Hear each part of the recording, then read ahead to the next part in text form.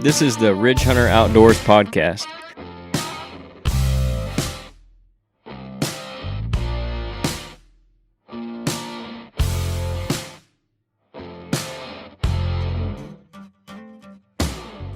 Hey everybody, welcome into episode 31. I'm Kenyon Clark here with Scott Clark and Jeff Fry. The last episode I said was episode 29. I screwed it up. It's actually episode 30. There was no episode 29 on Spotify because that's the one we did at Jeff's place when we were burning it, and that was 29. So 29 is only on YouTube if you're looking for that one. But this one is 31. So tonight we're going to be talking about an article. We're going to go back to the North American Whitetail magazine.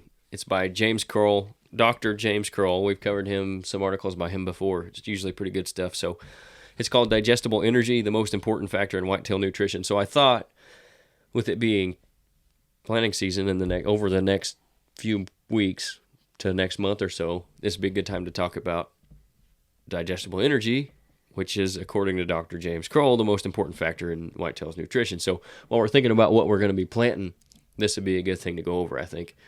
Give guys an idea of what's really important. So with that, we'll just jump right into this, and after that, maybe we'll give an update on what you did today, since we didn't have it covered on the vlog. And that's another thing. We do have a vlog now for what we're doing at Jeff's property, if you want to keep up with that. Might do one if we do any other work. Maybe we'll do one at Nate's if he wants to do that. We might end up doing one over at the cabin too. We'll just have to see how it all works out. But right now, there is one for Jeff's property. We've got a few, like I said, episode 29 is there, and then the first actual vlog video was posted today when we were disking that. So we'll just jump right into that, and then we'll talk about Jeff's article. You've been writing? Yeah. No, we'll talk about Jeff's spare time. Yeah, Jeff's property. Let's not talk about that. Yeah. Okay, so he starts off.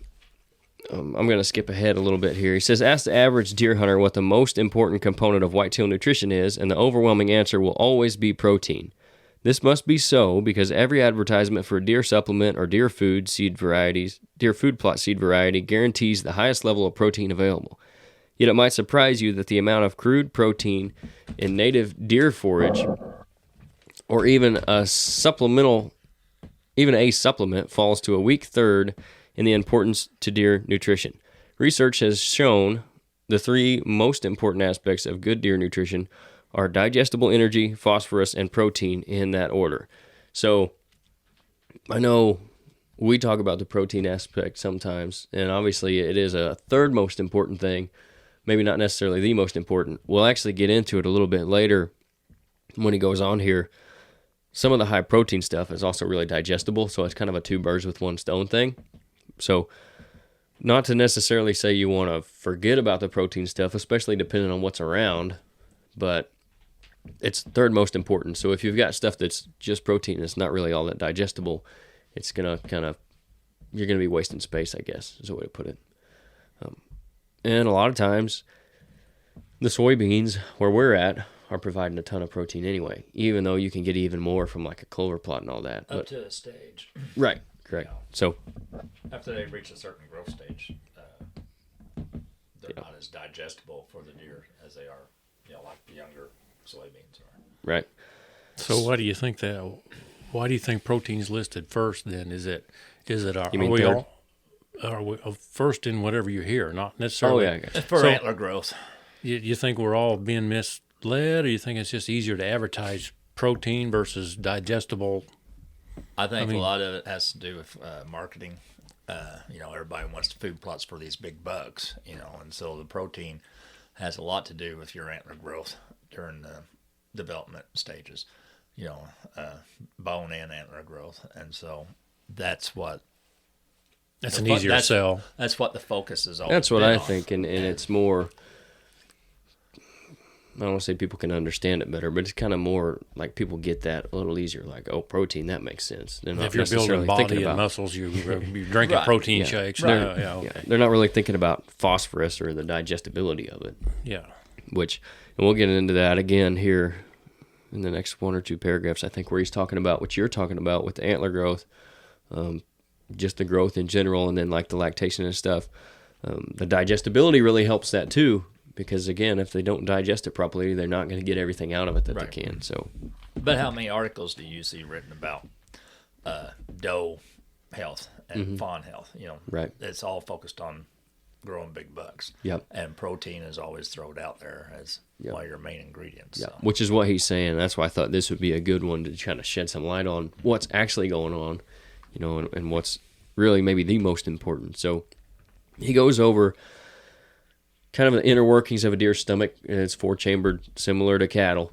So I didn't want to read through all of that stuff. You guys can go look up why this kind of matters and how their stomach works and all that. But I'm going to skip ahead a little bit past all that stuff. And he continues, he says, the foods deer eat include browse, weeds, and grasses, plus fruits and nuts in season. The digestibility of these foods will determine the amount of energy obtained from them. Digestibility is mostly determined by the amount of non-soluble fiber they contain. As a plant grows from early spring to fall, the amount of non-digestible fiber declines rapidly. The most digestible plants, in order, are weeds, browse, and grasses. The latter figure less in a deer's diet than for cattle. We talk all the time about how deer don't really like grasses. If you see deer out eating in a grass field consistently, you probably got some issues as far as what's on your property for them as natural browse or food plots and stuff like that. Because that's a good opportunity to improve that. Exactly. Yeah. You're seeing something that should be a sign that you got some improvements to make. Yeah, that's a good way to put it. So, again, he gets into some more scientific stuff about the determination of a plant's digestibility. But he says a good DOM, which he describes as digestible organic matter, for deer forage is greater than 60%. Some of the deer foods we test in late summer may have DOM values of 20% or lower. In general, there is an approximate 90% correlation between the DOM of deer food and the amount of digestible energy present. So, when DOM declines in natural deer forages, the amount of available energy also declines, significantly reducing resources for body and antler growth, like you're talking about, Jeff, milk production, and surplus energy storage as white fat for the winter. So this is an all-year-round thing, too. Right. I mean, we're not just talking about giving them that energy for in the late winter, which arguably is it is just as important as any other time of year, but you're also going to see the benefit from it, in that fetal development and then antler growth and stuff like that, too. Mm-hmm. It's not just a one-year type of thing or a one-time-of-year type of thing. So I'm going to skip ahead again a little bit. It says what it means for managers. So that's kind of the science behind nutrition. Now let's talk about the application to management. And again, we didn't get into all the science about it, but you guys can look that up if you want. He says it's safe to say there are a few geographic areas or even seasons when deer have everything they need in the way of energy and nutrients to fully satisfy their needs. Yet deer survive despite these deficiencies. However, there is a huge difference between surviving and reaching their optimum potential. A good management program includes manipulation of native vegetation to encourage healthy plant growth over the most of the growing season. Strategies such as prescribed burning, disking, mowing, timber thinning, and fertilization are extremely beneficial. Again, we talk about that all the time. Deer very rarely at any point in the year have everything they need all at the same time. And especially, like the latter beginning part of the year and late part of the year, like that December to February stage where there's no green for them, there's not very much digestible energy at all unless you're feeding and stuff like that. That's where you can really, I think, see a benefit from the work you're putting in if you have something for them that time of year.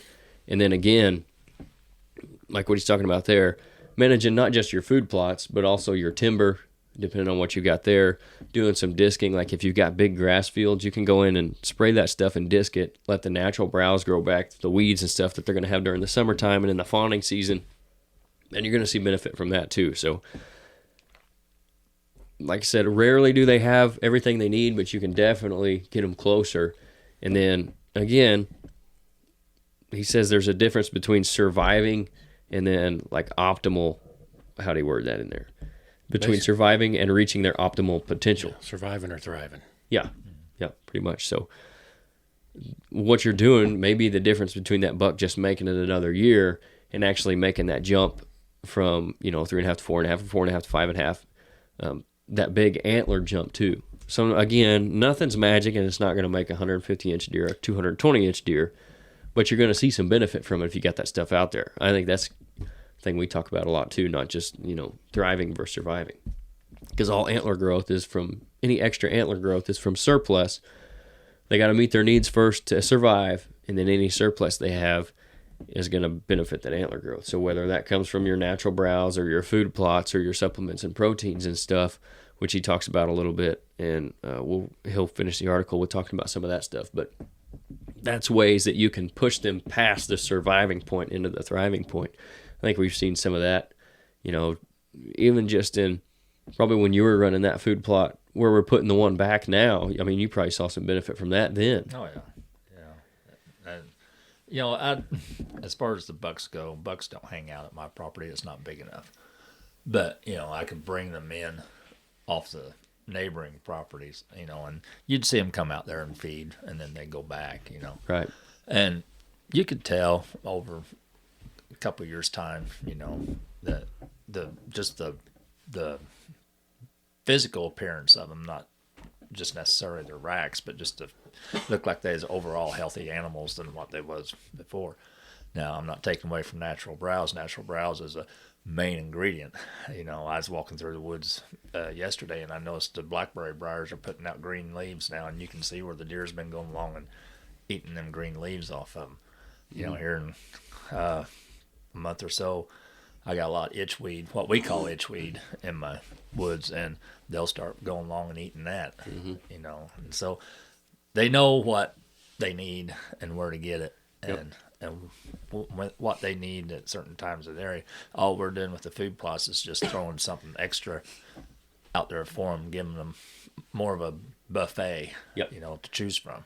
Especially there at your place, because with that, the logging that went on there, how many years ago has that been now? 5 years. So you've got a ton of native browse in there for them, and then some woody browse and stuff too. And then, of course, you got all the ag fields around them. So anything that we can add for that fall, late winter, because obviously we're going to have it there all year round. Right. But I think they're going to, get the most benefit out of that plot when everything else is kind of dying and your woods isn't as green as it's going to be in a few weeks. Yeah. And that, that clover and chicory and even those beans we put out there and leave later than what the farmers got. Yeah. And then we do winter oats or wheat or rye or whatever, or a combination of things. All that's really going to benefit them. It's going to, like you said, just be an addition to what's already there, because you've already got a pretty good mix of all the other elements you need, just especially with that, the woods thinning, like what he talks about. Yeah. And a lot of guys, they get so stuck up on, we've talked about it before, having all this timber, big mature timber. That's not really the best thing for deer. Number one, you need diversity, just in anything. With that big mature timber, I mean, we've all been walking through big mature timber, and the ground floor of that stuff, there's just nothing there. Leaf litter, not a lot of growth. The deer don't benefit from that. And not unless you got a white oak stand, and then it's only just, a few months in the fall. Yeah, on a good year. Yeah, and that's where I was going to go next with that, is they get caught up on, well, man, I've got all these white oaks and acorn trees. We've talked about it before. If you've got 10 oaks all patched up and they're all growing like this, okay, so you've got this many acorns on each tree and nothing on the ground floor. If you go and thin a few of those things out, which is okay to do, you can cut down oak trees. There's no law against it. You're going to have that growth like... It made me cry if you cut them all down, though. Well, right. But there's a few left. You're going to have that growth, out as well. So you're going to reach more potential number of acorns from fewer trees and get more sunlight to the ground floor and have that natural browse too. So you get the best of both worlds. Right. But you can't get too caught up on that, which is where, like what you're talking about in your woods, there are a few, oak trees left, which is, between that and all the sunlight that's getting to the ground floor now, the ag that's all around it. And then we just add this food plot in, and then the supplemental feed and stuff that we're going to do. I think we're going to see a lot of benefit from it. Yeah. And have before. Yeah. So, as a consultant and a land manager, do you find do you have any trouble talking to landowners that says, hey, I want this for protein, because that's all you hear advertised. That in everything you see, it's protein, protein, protein. How do you convince them that, okay, maybe that's not all you need? Or do you have trouble doing that? Or they listen to you? Or is it just commercial after what I saw on TV? Well, there's only a couple guys that I can think of that I have actually mentioned wanting to plant stuff for protein. And then that's where I think you just talk about kind of what's in the article or what I do. Protein's great, but you can plant stuff. You can give them the best of both worlds by planting like a clover and chicory blend and give them a really good digestible energy source that also has protein in it. So that's, if you can't get it through their head that it's maybe not the most important thing, at least you can give them that, and it's still knowing that clover and stuff is really digestible, so it's hitting both marks there. And a lot of guys wanting to expand food plots and stuff, and get more stuff in the ground for protein versus having that natural browse that might be more digestible, especially at certain times of the year. I think that's probably where we run into more issues, is trying to get them convinced that the weeds and stuff are okay, and that natural browse and the blackberry briars and all that stuff and that itchweed is not a bad thing to have during the summertime, when the does are falling and stuff. I just know you watch these hunting shows, and I just watched a couple last night, as a matter of fact, and it was all just pound, protein, antler growth. And, if you don't know, you don't know. That's what you hear all the time. And you can have clover, but unless you maintain your clover, the digestibility of it goes away. Mm-hmm. The stems and that become more fibrous, and so they're not. Yeah, they're more woody. Yeah, they're not hitting as much, and so the way to maintain that is after it gets certain heights going, there, mower, bush hog, whatever, mow it down so that way it starts putting on new growth again that the deer can benefit from. Yep, and there might be a situation where protein is a big need that they have, but again, it's just every situation is different. So. But I think it's more important to meet those first two needs first, obviously. But if you can knock out two birds with one stone, you can do that. But you don't hear anything about, particularly phosphorus. Let's just, we talk about digestible every now and then. You'll talk about this is good for what they like to eat. Well, that's another word saying it's digestible. You never heard nothing about phosphorus. Yeah, which, if you do a lot of those soil building blends in the summertime and stuff, that's really good about pulling the phosphorus up out of the soil for them to eat. Not only is it bringing that up for the crop you might want to plant in the fall to use, but the deer are going to benefit from that as well. And maybe that's just not a pretty advertisement. Maybe protein sounds prettier than phosphorus. I don't know. It's more marketable. It's a more marketable word because more people know about it. Yeah. But why do they know about it? Because it's been marketed. Mm-hmm. Yeah, but you don't think about people. Maybe you do a little bit digestibility, but gosh, how many foods do you know that have phosphorus in them? But steak has protein. So it's more relatable, I think, as people. So it's already kind of there. And then, like you said, they just protein, push it all out. And maybe it's easier to produce. I don't know. But I think we probably hit on a little bit of the reason. And then, some of that natural browse and stuff will have phosphorus, better phosphorus content in it as well than some of these food plots and supplements and all that. Right. And a lot of your supplements, if you read the ingredients, phosphorus is added in there. Yep. A lot of phosphorus and a lot of basically salt. Yep. And that's which is an important diet in deers. Oh yeah. I'm not saying it's not there. I'm just saying you don't hear about it. And I'm just curious to know why you don't hear about it. Obviously, if these guys are producing this kind of material for deers and for hunters to put on their ground, it's got phosphorus in it, obviously, or it wouldn't work. Yeah. Yeah. But how you hear about protein shakes? How many times do you hear about phosphorus shakes? Exactly. And so that's just it's all a lot of advertisement. It's what sells. The relatability, I think, is the biggest thing. But again, like what you're saying, some of those supplements and stuff do have phosphorus content. That is one of the first things they put on there. And digestibility is a focus of theirs, and that's where you got to really pick through what's the commercialized marketing stuff and what actually is good and is going to work. Mm-hmm. So that's just a few points there, and I wanted to really hit on that part of this article, but we'll go ahead and finish it up. He says there's also a legitimate place for supplementation in the form of highly digestible crops such as cereal grains, like we talked about, legumes, and chicory, clover chicory. Right. In managing forage crops, it is not about their protein content. Rather, it's the amount of digestible energy they provide when critically needed. Again, when they need it, have it out there for them. Supplemental feeds, where legal, can also provide highly digestible material and have been shown to greatly influence both fawn recruitment and antler growth. Lastly, my research has shown deer orchards to be extremely beneficial in providing deer nutrition throughout an extended portion of the year. An orchard plot consisting of hard and soft mass that ripens and falls to the ground at distinct intervals throughout the late summer, fall, and early winter is ideal. Once orchards mature and become productive, they can produce high levels of tonnage that's highly digestible for deer. Hopefully, this column introduced you to a new way of thinking about and evaluating the nutrition of your deer. It certainly involves a lot more than crude protein.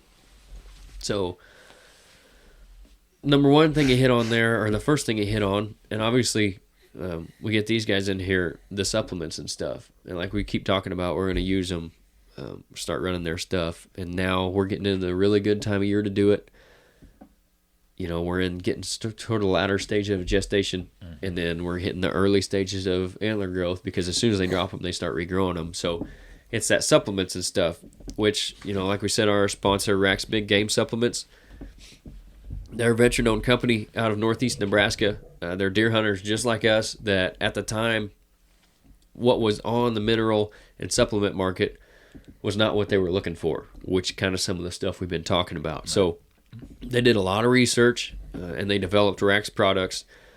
And they've got one of the best mixes available that'll improve not only, you know, the overall health like we're talking about, but they're not going to feed your non-target species either, which we talk about every week. I mean, when we hit on this, it's a wonder how they do it, but it's a pretty nice benefit, you know, something that a lot of guys don't even think about when you're thinking about feeding supplemental and stuff, how much money you're actually just throwing away because of the coons and the squirrels and everything else that's eating it. They got minerals, protein blocks, pelletized feed, and meal feed, all specifically designed for whitetails. You can use discount code RHO22 at checkout and receive 5% off your entire order at raksmineral.com, raksmineral.com. And you can also stop by the shop that's now open and see what we have in stock.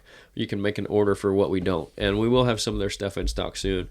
I'm going to try to put some stuff out there to get an order together for them, for guys who want it. And then obviously our stuff. And that way we can maybe get some of that stuff in quicker and get some stuff out to guys as soon as we get it in that are going to want it. So that's, wanted to get them in there while he was hitting on it, because again, you know, that's an important part of it, especially if you've got everything else. If you can add that supplemental feed and protein and stuff, that's a good way to do it. And if you're going to do that, go ahead and support us. That's a way, it helps us out, it helps you out, so everybody wins there, and it helps these guys out. And everything I've seen from them and talking to their guys, they're a pretty good company, so, and pretty good guys out there, and especially to be helping us out, starting out like we're doing, I think that speaks a lot to what they're doing. So use that discount code, and that's going to show them that you heard about their stuff on our podcast, and again, that'll really help us out as well. So, and we'll keep making this thing better for you, but that is kind of the end of video. You got Jeff over there. How much more improvement can you have? Well, if we can get Nate on every week, then the cowboy. But our female fans will pick up then, and Nate gets on. Yeah. They won't know what would you call them, cowgirls? Not possible. Anyway, that's that'll do it for the article for this week. So, you got any more thoughts on, you know, just any of that, or anything you got to add? Not really. I mean, while I get a drink. No, I mean, I just like the idea that, you know, there's more to growing deer and deer health, not just the antler growth and stuff, but overall herd health, which is a major factor in everything. Yeah. And, you know, there's more to it than just protein. You know, there's more ingredients involved in that. And so you can't just focus just on protein. You know, you got to throw it all, you know, try to improve all aspects of it to get the desired effect that you're striving for. Yeah, and it's not just about feeding that 2.5 or 3.5-year-old buck. It's about feeding that and getting the health up of that doe that's carrying that. Like I said, the whole herd. Yeah, the whole herd. You got to manage the whole herd to get. Yep. That's where you're really going to see your benefit year over year, and then eventually once you start, you know, expanding your age class, I guess is not really the word I'm thinking, but like Dusty was talking about last week, which they're starting to get the age class there on their properties and stuff where they're seeing older deer, and they're able to shoot now 5.5, 6.5 year old deer. They're not looking to shoot 4.5 plus year old deer. Right. Where they're at, they can do that, you know. And that's not to say 4.5 year old deer isn't mature deer, because in my opinion it still is. But you can build your way up to being able to do what they're doing, and then you're just going to see that much more growth. Because, you know, general rule of thumb, 4.5 years old, they've reached 95% of their antler growth. But some of those deer may make more of a jump than that from 4.5 to 5.5. So it's just continually striving to be, you know, have a better herd. And I think overall age structure is an effect of having an overall healthier herd. Yeah. And then one thing I did want to hit on that we see all the time at the shop, you can kind of tell, and you know, you can tell if a deer's come from a property that maybe not necessarily has been managed, but has a lot more of what the deer are actually needing, just based on the fat content of the deer. Because you can speak to some of the deer we see come in that just lean, look like racehorses, not an inch of fat, not an ounce of fat on them. And then some of them just come in, you know, looking like an old bull with tons of fat on them. Yeah, I used to be able to tell you within reason, within probably 30 miles where a deer came from. Mm-hmm. What part of whether it was this county or that county or over here or over there, just based on the overall bulk or whatever you want to call it of the buck. Now does not so much, but you know, massive antlers, maybe the just overall size of the deer, you can almost tell. But you know, you hit on Dusty a while ago. You know, let's just say he's managing 1,200 acres down there where he's talking about. He's killing a lot different deer than most guys are killing, even if they own 1,200 acres, because of the food plots and the time and effort he's putting into what he's putting in. So, you know, him and his uncle and those guys are uncles, and his dad are a testament to what you can have. Is just because you have 1,200 acres don't mean you're going to have those kind of deer. You're not going to have a Boone and Crockett behind every tree just because you've got 1,200 Dusty acres. doesn't either, but he has more of them than the Exactly. average. But he's not just going out there and throwing some clover and walking out there and putting a stand in August either. No. I mean, there's a ton of work goes in there. He's reaping the benefits, but there's a lot of fruits and a lot of labor in there. Right. But it is a testament to what you can do, whether you're hunting 12 acres or 1,200. Yep. And I think the biggest difference in those two is where if you're hunting 12 acres, we've talked about it before, you really got to see what's around you and what your biggest thing you can help benefit those deer is to make the most out of your 12 acres. Whereas if you have 1,200, you can break off a piece of that for, okay, this is going to be summer habitat and summer food where I can have my does fawning at. This other part of it's going to be where I want the bucks to come in the fall and stay, you know, and then you got the best of both worlds. Whereas, again, if you're on a smaller property, you got to kind of decide what you can do better, whether it be one or the other. But it has to be done. You have to do it, and you have to maintain it. Exactly. You got to put in the work no matter what size absolutely. it is. No matter, because you can just have that 1,200 acres, and that doesn't mean the deer are going to flock in there to the 180s and 200-inch deer. Yeah. You know, there's a difference. In my opinion, a well-managed, and I mean, it just bears itself out, a well-managed 20-acre piece, you know, you could potentially have more opportunities at nicer deer than that 1,000-acre piece that you just don't do anything with. You know, especially if it's got some big old mature timber on it that doesn't have anything in there, and grass fields and maybe some ag on it, and that's it. Mm-hmm. I mean, you're going to see a lot more nice deer consistently on that well-managed 20 acres than you are that 1,000 that's not touched. And that's what we're striving for at my place. Yeah. You know, I mean, everything around me is big mature timber. You know, what timber there is mature, and not a whole lot of forage in the timber itself. And so then you got some CRP fields and ag fields, you know, and that's it, you know. And so, I mean, basically, and you'll have some guys put little small hunting plots here and there, you know, whatever they can do with a shovel and rake or whatnot, and that's fine. There's nothing wrong with that, right? You know, but we're just kind of trying to pull the deer off, especially the bucks. You know, we got does that stay in the woods, but pretty much most of the time, you know. So I got the does there, so let's get the does healthy, and the fawn's healthy, give the fawns a jump start. And then them bucks, like I said, they'll find that food source during the summer. They'll come in and take advantage of it of a night. Yep. You know, and then whenever the hunting season and the rut starts kicking in, well, guess what? They know the does are there, the food's there, so they're going to come off the neighbor's property on ours. Yeah, because the biggest benefit we have on your ground is being able to hold those does and have them healthy for the bucks to come in during the rut. Right. I mean, and that's the thing, on just your 20 acres, you got to figure out what your biggest attraction is. And for where you're at, it's the does. Right. And during the rut. And it's kind of a natural travel place for them anyway during that time of year. So if we can get some does in there, get them healthy, and then have that feed for the bucks to find and come in and munch on, maybe they come in a little too early one night and we get them that way. But essentially the biggest attraction is that one or two doe families that we can hold in there. Yeah. If you was to get an aerial map of my place and you look around, my place is pretty much a central hub of what's surrounded by it.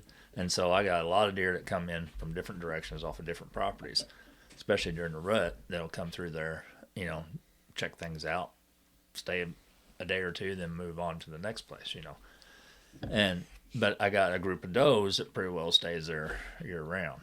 Yeah. They'll make a circle, but it's a small circle. They're usually in that woods. If they're not in there, I'm not going to say they stay in there every night or every day, but they're in there at least every other day. Yeah, I was going to say a good half the time. If you give them what they need for their later gestation and early lactation, they have no reason to go anywhere. Right.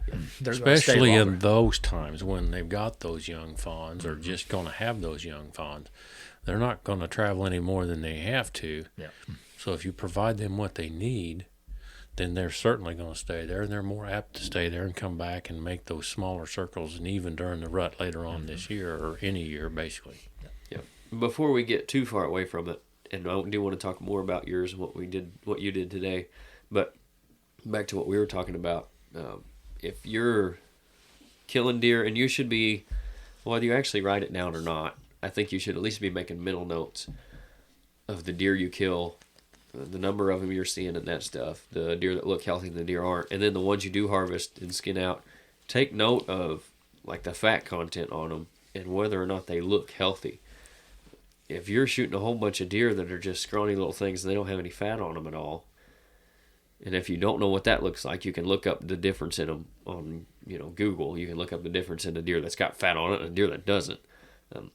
Take note of that and then think, maybe I'm doing something wrong here, or not necessarily doing something wrong, but I'm not doing something I could be to have a healthier overall herd. And again, that goes back to like the deer coming here and what you were talking about earlier. You can tell if either whether it's the guys putting in the work or there's just a better general area. Like again, back to Dusty, the deer he brings in, they're big, healthy deer. We talked about that last week. That doesn't always equate to fat. Now, bucks generally will feed up early, and you'll see a lot of fatter bucks in October, early November. But when they start rutting, they ain't eating. Right. They're doing a lot of things, but they eating ain't one of them. No. And so when you get into the later part of November, that fat buck that was in October, he might be big, but he ain't fat. He done run it all off because he ain't eating. So, you can equate healthy deer not necessarily to fat, depending on what time of year and what you're killing.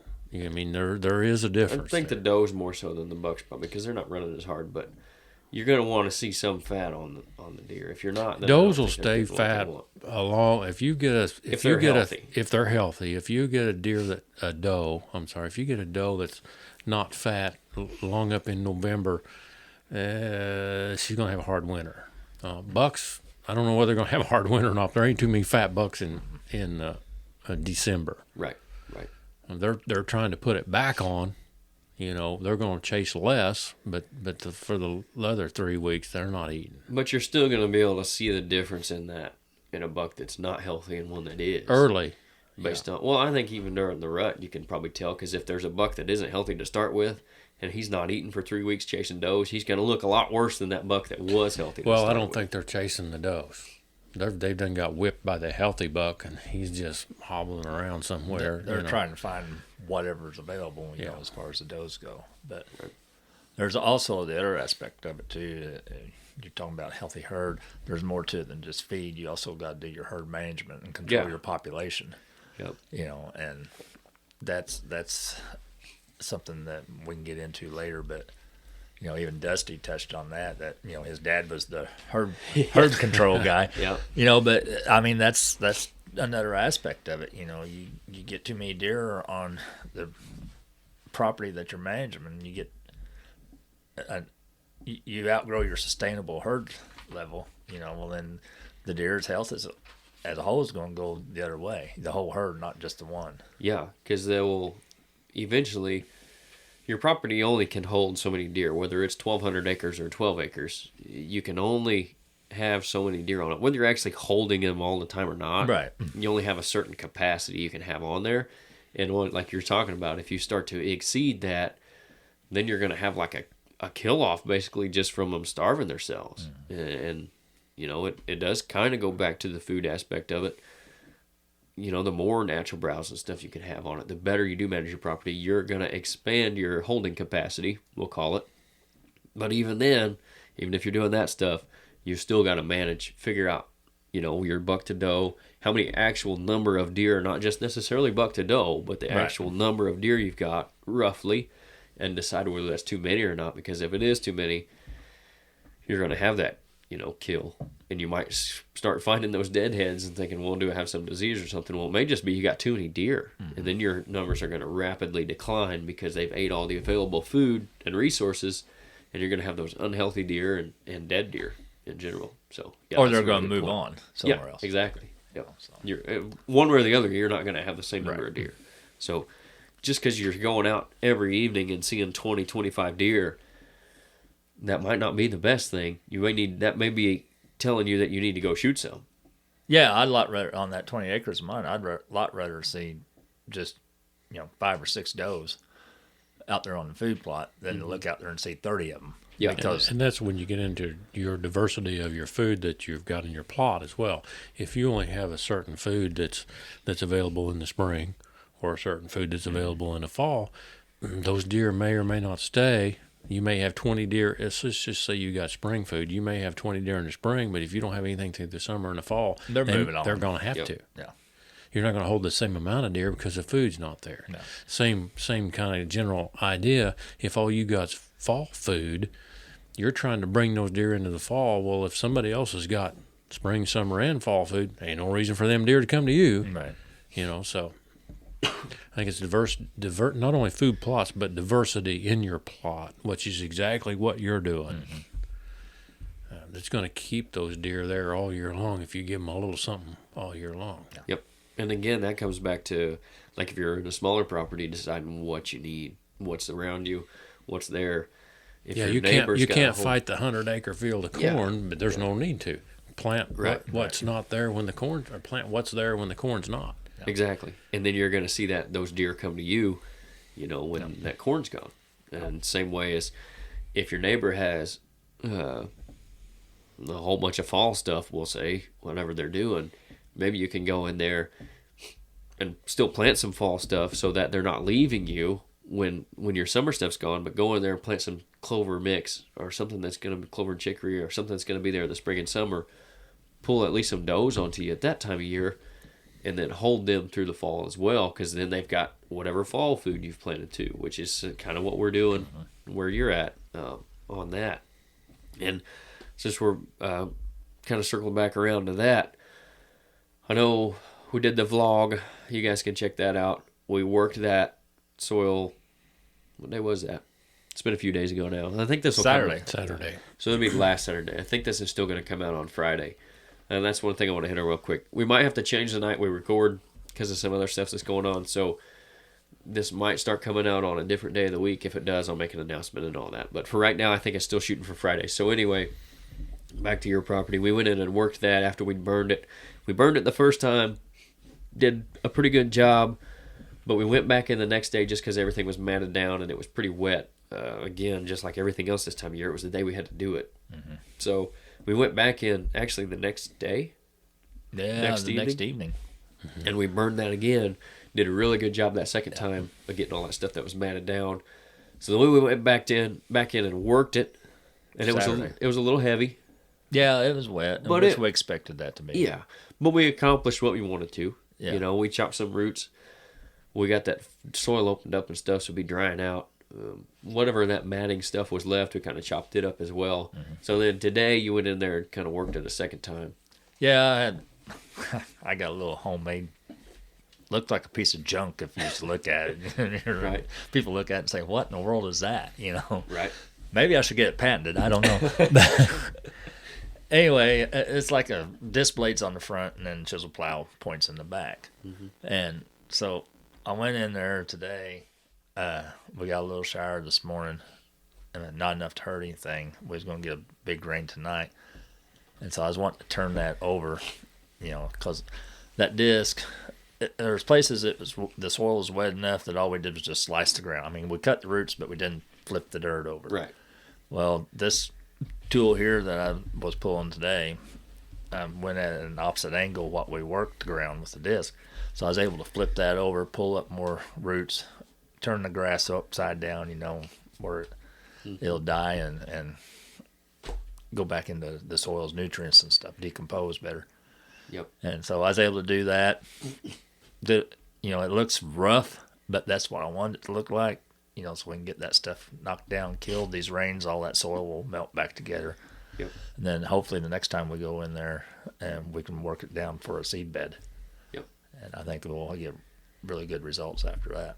And I think everything you turned up today too, getting deeper in there, anything that is left, old seeds and stuff, we're going to see that come up. Then the next time we work it, we're going to get rid of that too. Yeah. And like I said on the video, both videos, I think one benefit to doing it this way. And you can't always, because you don't always have the time or maybe the available equipment to get to where you need to. But going in and doing it this way, we're going to save, especially like now that it's expensive as it is, we're saving a lot of herbicides doing it this way. We're still going to have to probably spray the clover, depending on what it looks like, just because there was grass there before. So there may be some of it that comes back up. Yeah, I'm sure there will be some. But it won't be as much. Exactly. We're not going to hopefully have to use any glyphosate. We might end up having to spray some cleth on it, you know, once it starts coming up, but we'll just have to play that by ear. Right. But again, like you said, it won't be as much as what it would have been had we just gone in there, sprayed that, worked it once, and planted it. Right. Because then you're going to see all that stuff that has been sitting there dormant for years or whatever. You didn't get killed and it already gone to seed that you just planted basically when you disked it. You're going to see all that stuff come back up with your clover, and then your clover is going to be fighting it, and you're going to have to mow it more, and you're going to have to spray it more to get that clover established. So I think we'll definitely have a head start as far as getting the clover established like it needs to be. Yeah. Yeah, and anything you can do to stay at one step, you know, that's the key point. Just stay one step ahead. Yep. You know, just stay a step ahead of the program, you know, and, you know, if you have to work it 2 or 3 times to get that stuff killed out, well, work it 2 or 3 times. Well, I think you hit the nail on the head. A program. Yeah, you got to have a program. No matter what it is, it's a program. It's not a one and done. Yeah. You can be one and done, but that's the results you're going to get. Right. So it's a program, and sometimes it's a 3, 4, 5 year program. Yeah. You know, so. Yeah, we ain't going to go in there and this is going to be the best food plot in the whole world and this year, you know. We're going to have to work at it for years to come. Yep. You know, frost seeding, overseeding, you know, and just keep going and going. It's, like I said, it's a program. Yep. Yeah, even with the tools and the knowledge at our disposal, it's going to be you're not going to see a luscious little food plot there in the first year. It just doesn't happen that way. No, this ain't going to be a Bill Jordan food plot. Not this year. Not this year. Right. And we'll see. But theirs wasn't in 1 year either. Exactly. We will see better results this year than we would have had we just done it the other way and spent less time on it and maybe only worked it once, sprayed it and worked it once and planted it. So my expectations are a little bit higher than maybe they would be normally. But again, just like anything else, it's a process. Right, and you get out of it what you put into it. Yep. You know, well, if you plant corn, it's going to come up and grow. Right. Okay, switchgrass isn't that way. That's a 3-year thing. You know, same way with clover. You're not going to have that luscious field of clover the first year. It doesn't happen that way. Mm-hmm. So even the care and all that the attention that we're going to pay to it, it's still a program in 2, 3, 4, 5-year program if that's what you want. Right. And then over all of that, Mother Nature has to cooperate as well. Because we could put in all this work in it, and then we don't get a drop of rain for 2 months. It's going to really suck.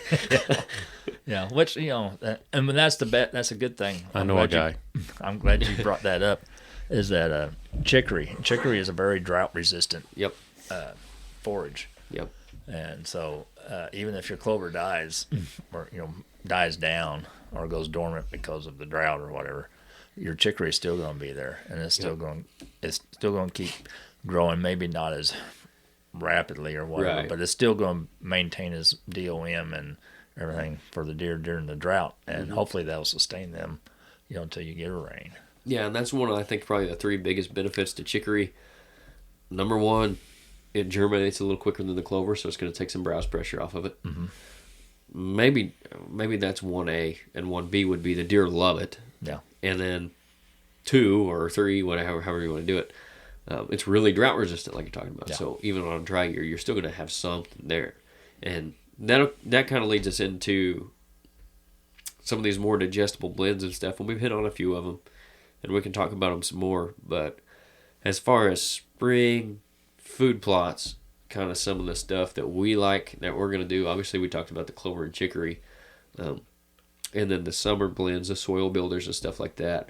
As much as those are for building your soil and for like your fall plots and stuff, you're going to have some stuff in there that the deer are going to eat too, and they're going to see some benefit from it. Buckwheat, I think, is a really good one that I like to use. That's kind of that same thing. It'll help with your soil. It's a weed suppressor too, so if you're going to go in there and plant something in the fall, you can just plant it right into it, roll it, spray it, and you're not having as many weed issues as you would have, and then your fall stuff will just grow right up underneath of it. So buckwheat, those other fall or summer soil building blends that you've got, the clover and chicory. Can you think of any? Obviously, you want to stay away from the grasses and stuff as far as food goes. You think of any other spring and summer? I can think of a couple big ones. Corn and beans, but anything, and that depends on where you're at, I guess, but anything that you can think of as far as spring food plot blends that we like to do. Not off the top of my head. I mean, the corn, naturally, mostly right now during the spring and that, all that's going to really provide is just cover for them. Right. We'll leave the corn standing, this fall. And so they'll be able to eat corn when there won't be no corn around, because today's machinery, there ain't much corn left. And whatever is, they shell the corn so early anymore. Whatever corn is on the ground, it sprouts, right away. Right.